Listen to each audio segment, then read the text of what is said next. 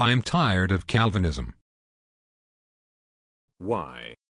I mean, it is biblical, you know. Biblical? How can such a divisive philosophy after the name of a man be biblical? It is interesting that you call it a philosophy.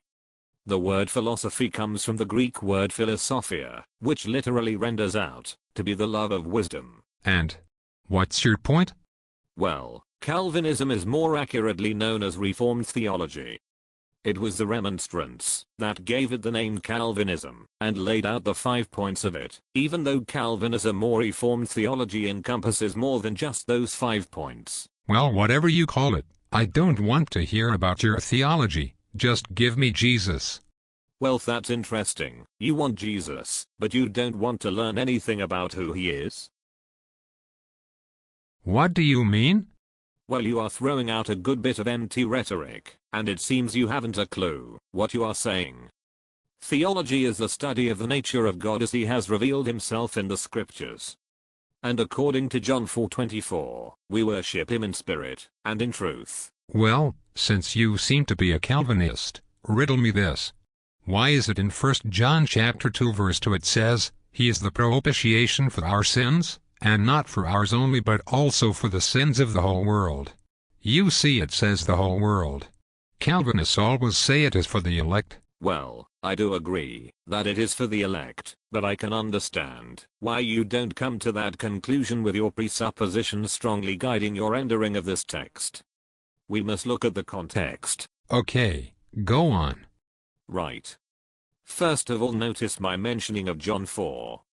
There Christ explains to a Samaritan woman that the worship of God will no longer be limited to Jerusalem, and that it will be extended to all true worshippers everywhere.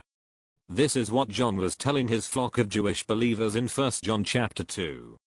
The definition of whole world in 1 John chapter 2 verse 2 can be accurately seen in John chapter 11 verses 51 and 52, in which he describes the high priest prophesying the same thing, that he did not say this of his own accord, but being high priest that year he prophesied that Jesus would die for the nation, and not for the nation only, but also to gather into one the children of God, who are scattered abroad. Notice that this verse here has the same structure as the other in 1 John chapter 2 verse 2. I see your argument, but why can't one still understand the world to mean every single individual? Well, the most important reason is because of the meaning of propitiation. What does that have to do with anything? A propitiation here is the satisfaction of God's wrath because of Jesus' crucifixion. Okay. But I don't see the problem. Well, the problem is, if whole world means every single individual, then every single individual, according to this text, has been made right with God, because Jesus is their propitiation.